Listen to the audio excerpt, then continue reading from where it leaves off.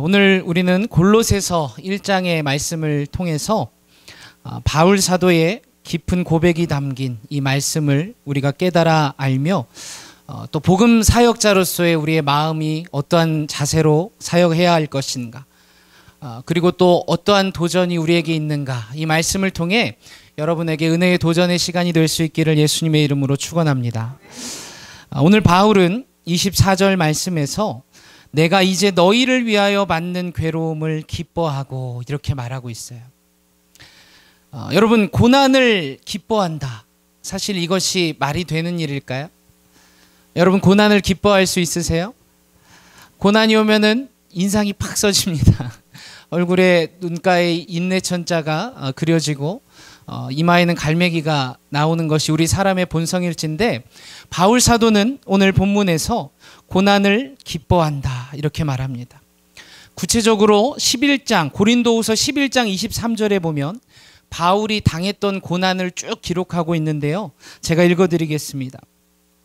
내가 수고를 넘치도록 하고 옥에 갇히기도 더 많이 하고 매도 수없이 맞고 여러 번 죽을 뻔하였으니 유대인들에게 40에 하나 감한 매를 5번 맞았으며 3번 태장으로 맞고 1번 돌로 맞고 3번 파선하는데 일주야를 기품에서 지냈으며 여러 번 여행에 강의 위험과 강도의 위험과 동족의 위험과 이방인의 위험과 시내의 위험과 광야의 위험과 바다의 위험과 거짓 형제 중의 위험을 당하고 또 수고하며 애쓰고 여러 번 자지 못하고 줄이며 목마르고 여러 번 굶고 춥고 헐벗었노라.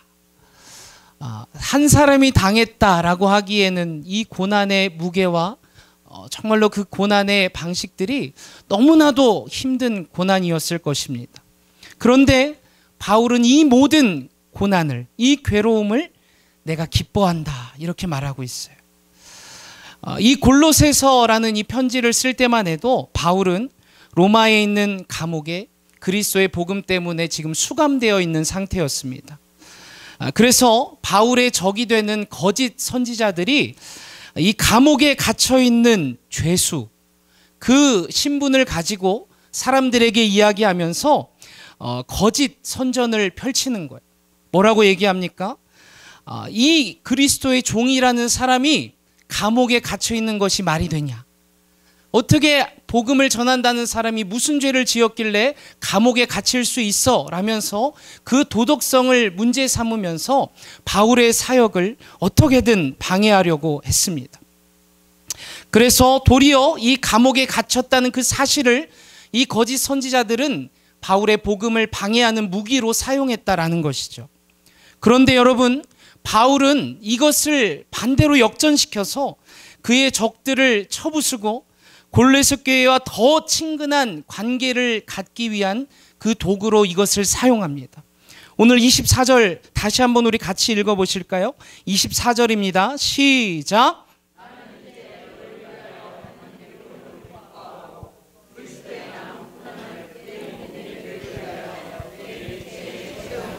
아멘. 바울은 나는 이 고난, 내가 감옥에 갇히고 매도 맞고 여러 가지 고난을 당했지만 나는 이 고난을 도리어 기뻐한다 이렇게 말합니다. 사람이 어떻게 고난을 기뻐할 수 있는가? 바울은 자기가 당하는 고난에 분명한 이유가 있음을 알았기 때문입니다. 첫째로 바울이 당하는 그 고난은 바로 예수 그리스도를 위한 고난이었기 때문입니다. 빌립보 3장 10절에 보면 바울은 그리스도의 고난에 참여하는 것이 나의 목적이다 이렇게 말합니다. 마태복음 5장에 예수님이 이렇게 말씀하셨잖아요. 의를 위하여 핍박을 받는 자는 복이 있다. 천국이 바로 그들의 것이다 이렇게 말씀하십니다. 사랑하는 여러분, 우리가 예수님을 위해 받는 고난에는 반드시 영광이 따른다는 것을 믿으시기 바랍니다. 핍박은 그렇기 때문에 부끄러운 것이 아니요, 오히려 그리스도를 우리가 닮아 살아가고 있다는 증거가 되는 줄 믿습니다. 바울은 그 사실을 분명히 깨달았던 거예요. 바로 내가 당하는 이 고난은 그리스도를 위하여 당하는 고난이며 이 고난 뒤에는 반드시 영광이 있다. 그렇기 때문에 이 고난도 나는 기뻐한다 라고 선언할 수 있었던 것입니다. 둘째로 바울은 이방인을 위해 고난을 받았습니다. 여러분, 우리가 잘 알다시피 바울은 유대인입니다. 유대인 중에 유대인이며 바리새인 중에 바리새인이었습니다. 그런 바울은 하나님께서 이방인의 사도로 그를 부르셨다라고 말씀하십니다. 유대인들은 이 사실에 크게 분노했어요. 정말로 바울이 사도행전 22장에 하나님이 나를 이방인에게로 보내셨다, 나를 이방인의 사도로 세우셨다라고 말했을 때 많은 무리들이 이런 자는 살려두면 안 된다라면서 바울을 죽이려고 소리를 지르며 뛰쳐나오는 모습을 보게 됩니다. 그들은 이방인이 하나님의 은혜 안에 들어오는 것을 절대로 보고 있을 수가 없었던 것이죠. 그러나 여러분, 바울은 포기하지 않았습니다. 예루살렘에서 체포되어 로마 감옥에 그가 이르게 된 것도 결국 이방인을 위한 이 복음 전파의 사명 때문에 그 고통을 감내했다라는 것입니다. 그렇기 때문에 바울은 고난을 당하면서도 이방인의 사도로 부르신 하나님의 부르심 앞에 자기가 정말로 이 고난도 나는 기쁨으로 감당할 수 있다라고 선언했던 것입니다. 마지막으로 바울은 그리스도의 몸된 교회를 위해서 고난을 받았습니다. 바울은 말해요.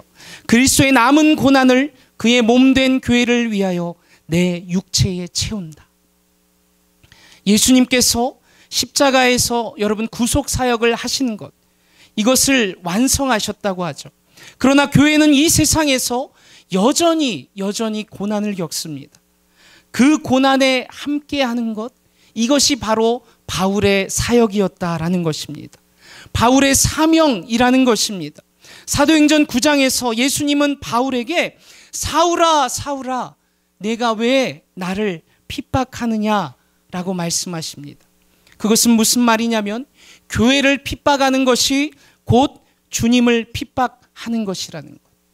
이 말씀은 교회를 위해 바울이 받는 고난 또한 그리스도께서 느끼시는 고난이다라는 것입니다.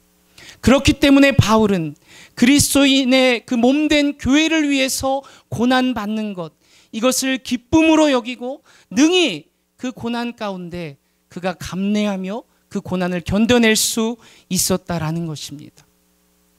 여러분, 바울이 왜 이렇게까지 고난을 기뻐하면서 고난을 감내하면서 이 사역을 감당했을까요?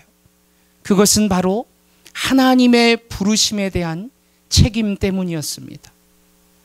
25절의 말씀을 우리 같이 한번 읽겠습니다. 25절입니다. 시작. 내가 교회의 일꾼 된 것은 하나님이 너희를 위하여 내게 주신 직분을 따라 하나님의 말씀을 이루려 함이니라. 아멘. 바울은 이 말씀을 보면 자기를 누구라고 표현합니까? 내가 교회의 일꾼, 하나님의 일꾼이라고 표현합니다. 이 말이 무슨 뜻이냐면 바울이 자발적으로 일꾼이 된 것이 아니라는 거예요. 하나님이 바울에게 맡기신 사명 때문에 그 사명에 대한 응답으로 자기 자신을 주님께 내어드린 것입니다. 바울은 이 자기가 복음을 선택한 것이 아니라 하나님의 부르심을 따라가는 자다, 그 정체성을 분명히 하고 있습니다. 여러분, 책임감이라는 것은 우리 신앙인의 척도인 줄 믿습니다. 이 책임감의 영어 단어가 responsibility, 이것은 response, 응답과 바로 ability, 능력의 합성어예요. 이 말은 무슨 말이냐면 하나님의 부르심에 응답할 수 있는 능력, 그것은 무엇이냐면 곧 책임감이다라는 것입니다. 여러분, 세상의 일은 어떻게 할지 몰라도, 아니 세상 사람들이 오히려 책임감을 잊고 자기의 일에 일하는데요, 우리가 하나님의 일은 얼마나 더더욱 우리의 책임감을 가지고 일해야 할까요? 교회 봉사는 누가 하겠지 하면서 그냥 내버려 두는 것이 아니라 반드시 내가 해야 할 일이다라는 책임의식이 있어야 한다라는 것입니다. 교회는 책임지는 사람을 통해서 건강하게 세워가는 줄 믿습니다. 바울은 복음의 비밀을 맡은 자로서 그 말씀을 이방인에게 전하라는 귀한 사명을 받은 사람이었습니다. 이 비밀이 무엇이냐면 바로 이방인과 유대인이 예수 그리스도 안에서 하나가 되게 하신다는 것, 하나님의 백성이 된다는 것, 이것이 복음의 경륜이며 비밀이었습니다. 이 복음은 구약에는 감추어진 것이었지만 이제는 성령님의 계시로 말미암아 만인에게 드러난 아름다운 복음이 되었습니다. 27절의 말씀을 보면 이 비밀의 영광이 이방인 가운데 얼마나 풍성한지를 알게 하려 하심이라, 이렇게 말해요. 이 비밀의 핵심이 무엇이냐면 바로 너희 안에 계신 그리스도 곧 영광의 소망이다 말합니다. 이것이 얼마나 놀라운 일이냐면 이방인들은 사실 하나님과는 상관없는 자들이었습니다. 언약 밖의 백성이었어요. 언약 안의 백성이 아니라 언약 밖에 있어서 어떻게든 구원할 수 없는 사람이고 구원받지 말아야 할 사람이었다면 하나님께서 예수 그리스도를 이 땅에 보내시고 그의 십자가 구속으로 말미암아 이제 그들도 하나님 안에 들어오게 되었다라는 것입니다.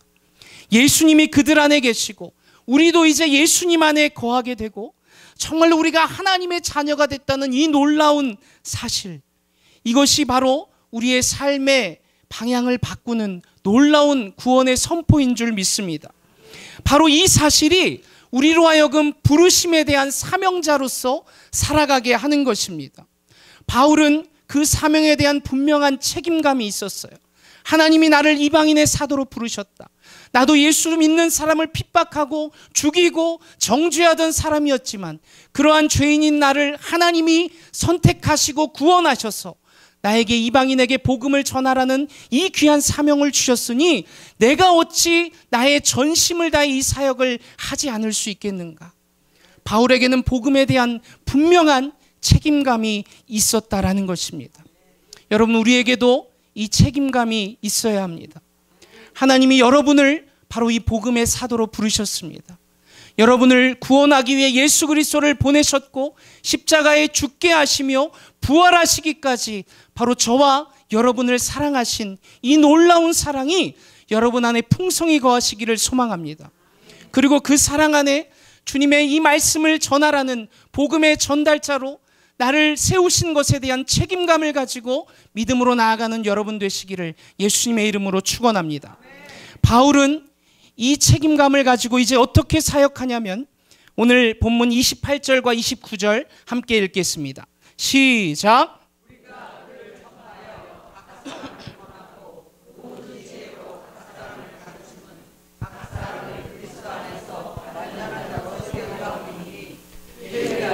나도 내 속에서 능력으로 역사하시는 이의 역사를 따라 힘을 다하여 수고하노라. 아멘.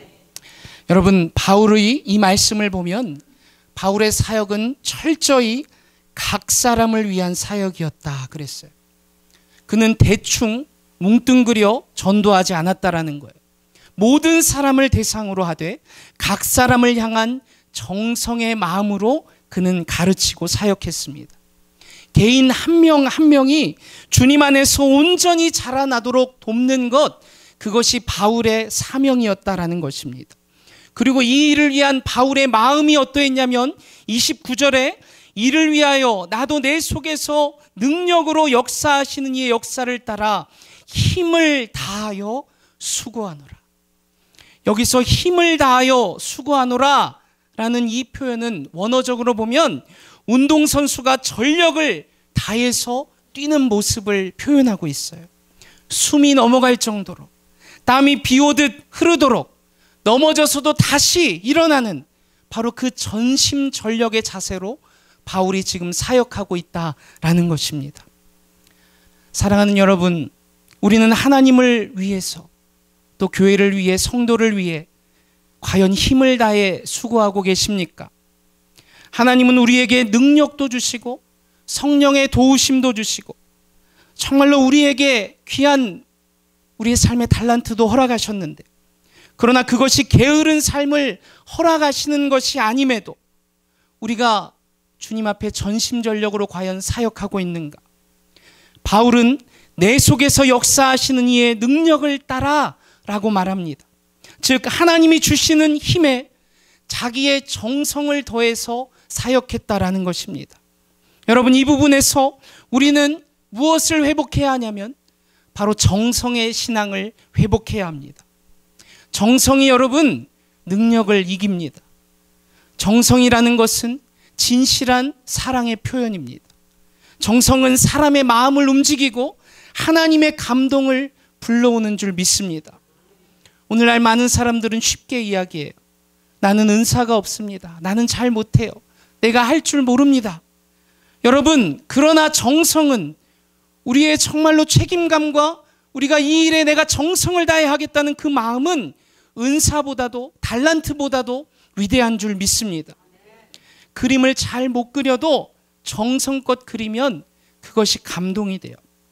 글씨를 비록 잘 못 써도 정성껏 쓰면 그 마음이 전해지잖아요. 여러분, 어린 자녀가 어버이날 부모님에게 편지를 씁니다. 엄마 아빠 사랑해요. 글씨는 삐뚤삐뚤하고 개발세발 썼지만 그것을 바라보는 부모의 마음이 어떻습니까? 그 아이의 마음을 알기에 무엇보다도 기뻐하는 것입니다. 그 마음이 전해지는 것입니다. 여러분, 우리가 찬양도, 우리가 기도도, 또 봉사도 정성껏 하면 하나님이 받으십니다. 바울은 정성을 다해 살았습니다. 그는 사명을 받았고 이것을 책임졌으며 그 사명을 향해 전심으로 자기의 온 힘을 다해 달려갔습니다. 사랑하는 성도 여러분, 우리가 이 바울의 신앙을 본받기를 소망합니다. 바울은 고난을 기뻐했습니다. 자신의 고난이 주님을 위한 것이며 교회를 위한 것이고 그리고 영혼을 위한 것이라는 사실을 그는 분명히 알았기 때문입니다. 그리고 그는 자신의 사명을 책임으로 여겼습니다. 그리고 마지막 하나님이 주신 부르심에 응답하며 살아갔습니다. 또한 온 힘을 다해 자기의 정성을 다해 사역했습니다. 바울은 말합니다. 내 속에서 능력으로 역사하시는 이의 역사를 따라. 하나님이 주시는 힘을 기초로 삼고 그 위에 자신의 정성 또 성실함을 얹었을 때 바울의 사역에는 귀한 열매가 맺혀졌습니다. 여러분, 위대한 바울이 그러했을진데 그 바울이 그렇게 했다면 우리도 그렇게 살아야 하지 않겠습니까? 여러분, 우리의 인생의 믿음의 경주에서 한 걸음 한 걸음 정성을 다해 달려갑시다. 교회 안에서 작은 일을 맡아도 하나님께 하듯 충성하는 여러분 되시기를 소망합니다. 우리가 말씀을 준비하고 혹은 기도할 때 사람을 섬길 때도 정성을 다해 살아가시길 바랍니다. 그럴 때 우리 안에 계신 그리스도께서 우리를 통해 영광 받으실 줄 믿습니다. 너희 안에 계신 그리스도 곧 영광의 소망이니라. 모든 성도님들의 삶 속에 이 소망과 사명의 능력이 충만하시기를 예수 그리스도의 이름으로 축원합니다. 기도하시겠습니다. 사랑과 은혜가 많으신 우리 아버지 하나님, 오늘 우리는 골로새서의 말씀을 통해 사도 바울의 그 사역의 열정을 살펴보았습니다. 바울은 수없이 많은 고난을 당했지만 그 고난의 이유를 분명히 알았고 그것을 기뻐하며 자기의 사명에 마땅한 것으로 여기며 하나님 앞에 귀한 부르심의 책임을 가지고 믿음으로 전진하였습니다. 또한 하나님의 그 성령의 도우심을 기초로 그는 정성을 다해 최선을 다해 자신의 힘과 정성을 들여 사역했습니다. 주님, 우리에게도 이 열정이 있게 하여 주시옵소서. 주님, 우리 안에 다시금 이 열정이 불타오르게 하여 주시옵소서. 우리를 구원하신 예수 그리스도의 그 사랑, 그 놀라운 구원의 확증이 우리를 통해 열매 맺어지며 바울과 같이 우리도 당하는 고난을 기쁨으로 여기고 주님을 위해 우리가 고난당할 때 도리어 이것이 나에게는 영광이다, 주님께서 주시는 귀한 은혜이다라며 믿음으로 승리한 우리 성도들 될 수 있도록 축복하여 주시옵소서. 귀한 책임과 또한 사명을 가지고 또한 아버지 하나님 그 일에 최선을 다한 정성을 가지고 주님 우리에게 맡겨진 사역에 귀한 믿음으로 나아가는 저희 모두가 될 수 있도록 하나님 축복하여 주시옵소서. 이 고난주간을 지나며 우리를 위해 이 땅에 오신 예수 그리스도, 그분의 고난과 그분의 사랑을 우리가 기억하기를 원합니다. 다시금 우리의 마음에 그 사랑을 품게 하시고 다시금 열정을 가지고 주의 사역을 잘 감당하는 우리 모두가 될 수 있도록 하나님 축복하여 주시옵소서. 오늘도 이 예배를 마치고 돌아가는 성도들의 삶 속에 하나님 함께 하셔서 주의 능력과 주의 영광이 나타나는 거룩한 삶이 되어지도록 주여 인도하여 주시옵소서. 귀하신 말씀 예수님의 이름으로 감사하며 기도드립니다. 아멘.